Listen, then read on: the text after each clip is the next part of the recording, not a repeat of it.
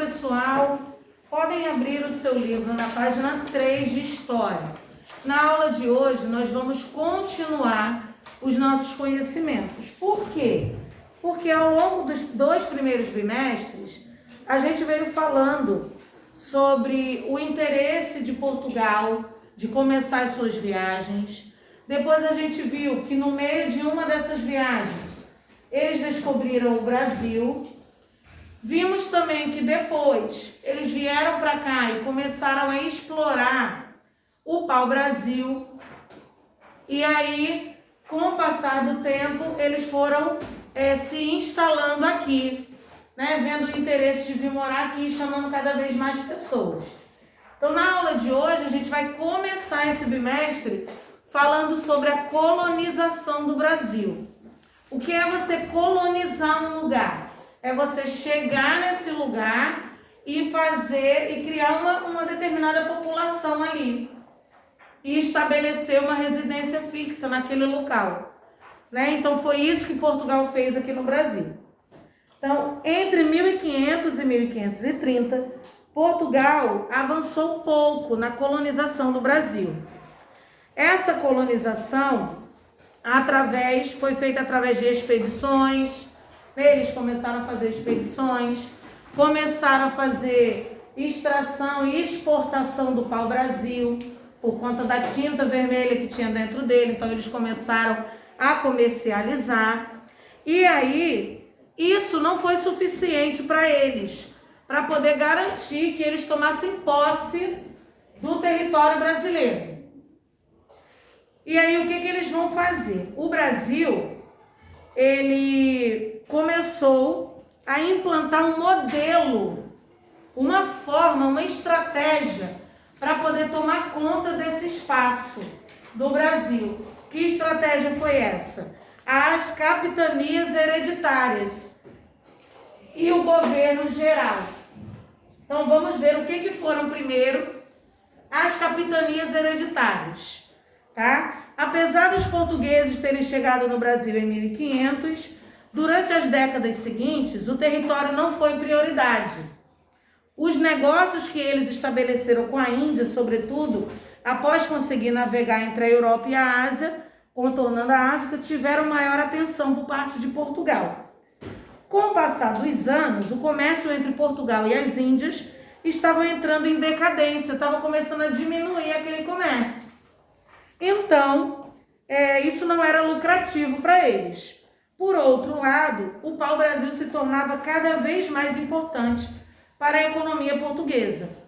Além disso, as tentativas de invasão do território brasileiro por outras nações, outros lugares que estavam vindo da Europa, né, também incentivaram o rei de Portugal a estabelecer uma nova forma de se relacionar com o Brasil. Então, a estratégia escolhida por quem? Quem era o governante naquela época? Era Dom João III. Dom João III, ele, em conjunto com os seus conselheiros, porque todo rei, todo governante tinha o seu conjunto de pessoas para poder aconselhá-lo o que seria melhor para fazer. Então, esse conjunto de pessoas aconselharam o rei que era bom ele fazer um sistema de povoamento naquele lugar. No entanto, essa tarefa não seria fácil, porque era um custo muito alto, ia custar muito caro para ele. E isso dificultaria a forma de incentivar a ida dos portugueses para colonizar essa região. Dessa maneira, ele decidiu promover o povoamento do Brasil com a implantação das capitanias hereditárias. O que eram as capitanias hereditárias? O Brasil, eles possuíam várias terras, e aí eles iam pegar as pessoas que tinham aqui, né? Prestando atenção aqui na frente, vamos lá? Eles pegavam as pessoas que tinham aqui, e cada um, como se fosse cada um de vocês, cada um de vocês ia receber um pedacinho de terra. Olha, eu vou dar esse pedaço de terra para você, e você vai viver nesse lugar, vai ter que cuidar daquele lugar, vai poder morar ali, mas você vai ter também o compromisso de cuidar daquela terra. Então era essa a questão das capitanias hereditárias que eles fizeram. E aí, Dom João III dividiu o território brasileiro em 14 capitanias hereditárias. E aí, no ano de 1534, o rei doou essas 14 capitanias para 12 donatários.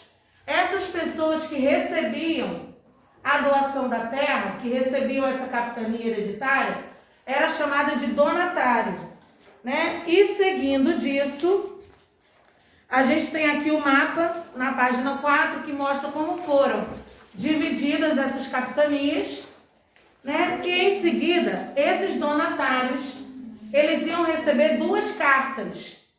Cada pessoa que recebia a terra, ele recebia 2 cartas. Primeiro, uma carta de doação e depois uma carta foral. Mas o que significava essa carta? Eram documentos que eram responsáveis por regularizar aquela terra. O primeiro, que era a carta de doação, né, declarava que o governo estava doando uma terra para você. E o segundo, que era a carta foral, era uma carta que tinha lá os direitos e os deveres que você tinha. Qual era o direito que você tinha àquela terra e quais os deveres que você tinha àquela terra. E aqui está na página 5. Aqui em cima, nesses 2 quadradinhos, está dizendo para você quais os direitos que eles tinham e quais os deveres. E assim, resumindo, os donatários, qual era o objetivo deles? Promover o povoamento e o desenvolvimento econômico da região que eles comandavam, que seria empreendimento altamente lucrativo para o próprio, para ele mesmo e também para o rei de Portugal. E assim eles começaram a trabalhar o sistema de povoamento na capitania hereditária. Voltando para a gente ver agora quais foram os resultados dessas capitanias hereditárias. Inicialmente, a coroa portuguesa, o sistema de capitanias hereditárias, no começo, ele não foi ruim, né? Porque os donatários, as pessoas que recebiam as terras, eles eram obrigados a pagar impostos para o rei, né? Independente do resultado econômico. Ele não queria, já que ele estava te dando a terra, ele não queria saber se você estava tendo lucro, se a terra estava produzindo bastante. Se você produz ou se você não produz, você vai ter que me pagar o imposto. E aí era um problema teu, problema seu que tem a terra.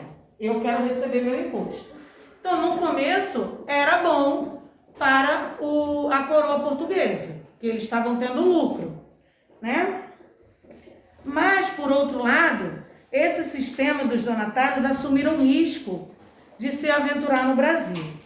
Porque, primeiro, é preciso destacar que todos os donatários, as pessoas que receberam e que assumiram as capitanias hereditárias, eram novos ricos, né? Pessoas que tinham acabado de ficar ricas.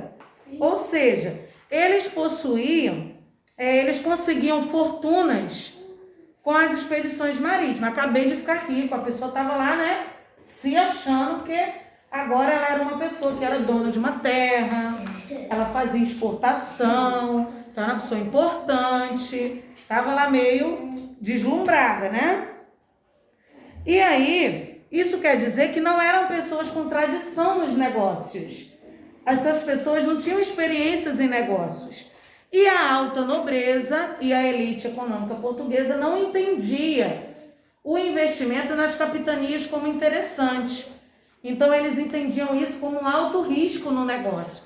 Ele falava, como que você vai dar uma terra para uma pessoa que não tem experiência nenhuma cuidar daquela terra?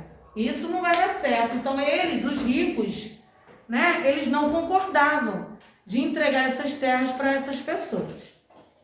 Contudo, esse foi apenas um dos fatores que levaram o sistema de capitania hereditária à falência. Porque aí começou o pessoal, rei, isso aí não vai dar certo. Poxa, aquele cara pegou aquela terra mas ele não tem experiência, ele vai afundar esse espaço que a gente quer colonizar aqui. Isso não vai dar certo, isso não vai dar certo. E aí, acabou que realmente não deu certo. E aqui a gente tem escrito, cada um desses pontinhos que tem aqui embaixo, está dizendo para você um dos fatores por que não deu certo a capitania hereditária. Primeiro, a grande extensão do território brasileiro, era um terreno muito grande, e aí ficava mais difícil deles conectarem uma terra com a outra, porque o Brasil é muito grande, então uma terra ficava distante da outra. Essa foi uma das dificuldades. Os ataques dos indígenas contra os colonos, né? Porque eles acreditavam que eles estavam invadindo as suas terras. Verdade, né? Estavam invadindo mesmo. A continuidade das invasões estrangeiras. Cada vez mais vinham mais pessoas de fora para poder invadir o Brasil. Então essa também foi uma questão. E a falta de recurso. Por quê? Dos donatários. Lembra que eu falei que eles eram pessoas pobres, comuns? E aí ele recebia a terra, mal ele fazia um negócio, ele tinha que pagar imposto. E chegava uma hora que ele não ia ter dinheiro. Como ele era pobre, ele não tinha dinheiro para cobrir o imposto. Ele só ia ter dinheiro se ele vendesse alguma coisa. E isso aí também foi um dos fatores que acabou com as capitanias. É preciso destacar que duas delas não deu errado. Tá? Existiram duas capitanias que deram certo, que não ficou ruim. Primeiro foi a capitania de Pernambuco, porque lá eles começaram a cultivar a cana-de-açúcar, e depois a capitania de São Vicente, porque lá eles começaram a escravizar indígenas e vender esses índios para outros locais. Então lá tinha dinheiro pra caramba, o negócio não estava ruim. Em Pernambuco era cana-de-açúcar e lá em São Vicente era a comercialização, a venda dos indígenas para trabalhar nos lugares. E aí a gente tem uma outra questão. Essa foi a forma como eles dividiram o espaço para povoar. Em seguida a gente tem o governo geral. Existia um governo que comandava o Brasil naquela época. Como que era esse governo? Com o fracasso, né, como as capitanias hereditárias não deram certo, só essas duas que deram, Pernambuco e São Vicente, que deu certo, a coroa portuguesa entendeu que a transferência dos interesses não era benéfica, não era bacana, né? Era uma coisa ruim. E assim ele pensou num novo modelo para poder estruturar a ocupação do território brasileiro. E no ano de 1548, ele decidiu agora uma outra estratégia, um outro sistema, que era o sistema do governo geral. O que esse governo geral ia fazer? Qual era o objetivo dele? Era centralizar a política e a administração da colônia. Então, assim como no sistema anterior, o governo geral tinha como função promover a ocupação e o povoamento das terras, fortalecer essas capitanias e assim dominar os grupos indígenas contrários aos europeus. E em março de 1549, desembarcou na Bahia o primeiro governador geral, né, que veio lá de fora, veio de Portugal, e ele era a pessoa que ia administrar o governo. Foi o primeiro sistema de governo que eles implementaram. E essa pessoa ia ser o braço direito do rei.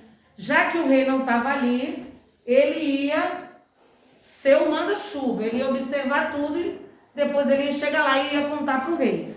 Quem foi essa pessoa? Tomé de Souza.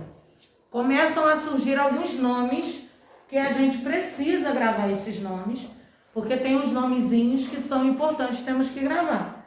Então, o primeiro governador geral foi Tomé de Souza, né? E aí, a gente sabe que o governo, ele pode governar tudo sozinho? Não. Ele vai precisar de ajuda. E ele tinha 3 pessoas para poder ajudar ele.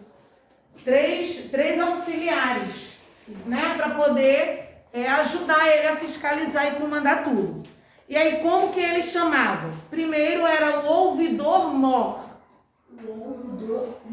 Tinha o capitão-mor e o provedor-mor. Todos eles tinham um finalzinho mor, tá? Porque era assim, o master, né? Porque assim, o capitão-mor era aquele que cuidava da defesa. O ouvidor-mor era aquele que era responsável por promover a justiça.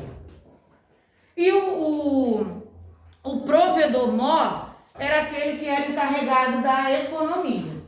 Então, assim, eles implementaram essa nova modalidade de povoamento, né? Que era a forma do governo geral.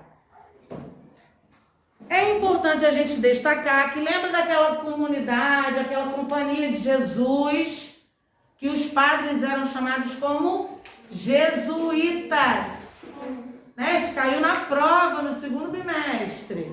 Como era chamar os padres da companhia de Jesus? Se é de Jesus, são jesuítas. Isso aí.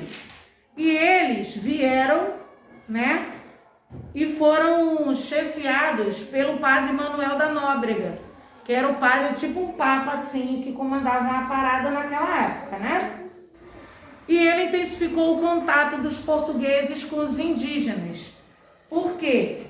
Esse padre chegou, ele juntava todos os indígenas e falava assim, eu vou catequizá-los.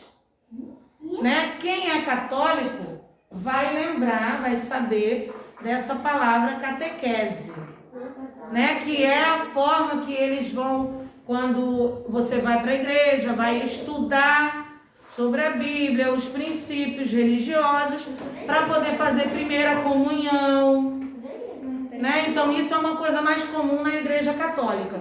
Como esses padres jesuítas eram católicos, eles iam catequizar os índios. Fazer o quê? Vamos pegar esses índios, botar numa sala e ensinar para ele que a cultura dele não é legal.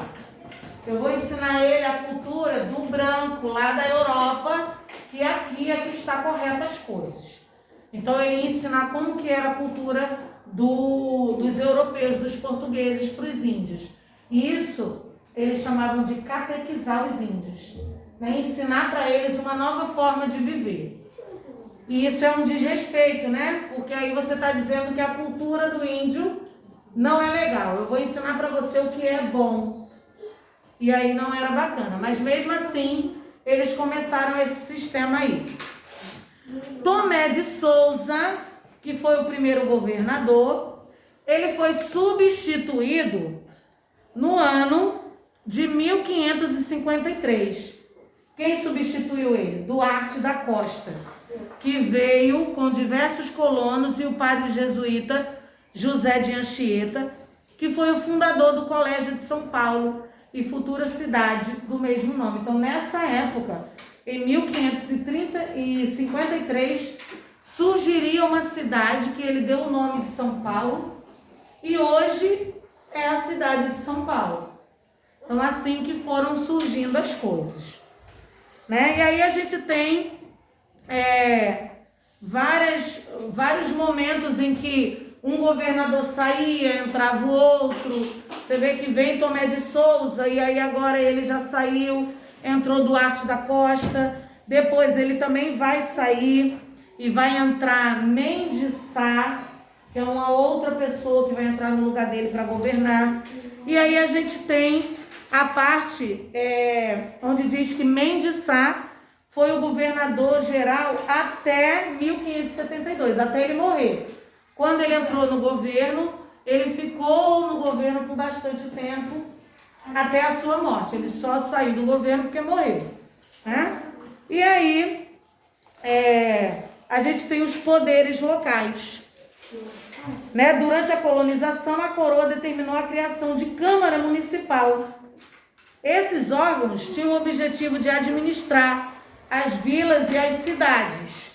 E aí, eles levavam para o governo geral, era tipo uns vereadores, né? Um prefeito. Eles viam qual o problema que tinha ali ia lá no governador e falava, ô, seu governo, está acontecendo isso, isso e isso. E o governo ia tomando as decisões para poder resolver, né? Porque a gente sabe que não existe ninguém que governe sozinho, todo mundo precisa de ajuda, não dá para governar sozinho. Essas câmaras municipais, elas eram formadas por 3 ou 4 homens, e esses homens, eles eram sorteados, lá no meio de todo mundo, eles faziam um sorteio e escolhiam esses 3 ou 4 homens para poder ajudar nesse governo a formar essa câmara. E eles recebiam um nome, homens bons, que eram proprietários de terras e escravos, e eles eram da elite, era do povo que tinha, ó, dinheiro. E eles eram chamados de homem bom por quê? Porque eles diziam que era preciso ter a pureza do sangue, ou seja, ter, né, a pureza do sangue, a riqueza. Então era uma pessoa nobre, e assim ele poderia ser composta por família de portugueses. Na família desses homens, ele tinha que ser de origem só portuguesa. Se eles descobrissem que na família dele existia algum antepassado que foi negro ou que foi judeu, já não podia ser um homem bom. Já não podia fazer parte da Câmara, né, de comando. Tinha que ter os ancestrais todos portugueses, que era o sangue bom para eles, tá? Então, dentro disso, a gente fica sabendo quais eram as funções do governador geral naquela época. A gente tem aqui, ó, uma foto das missões jesuítas no Brasil, que é o padre aqui, junto com os índios ao seu redor, e ele ensinando as coisas da época, o que era importante para eles, né? Para poder passar essa visão para eles.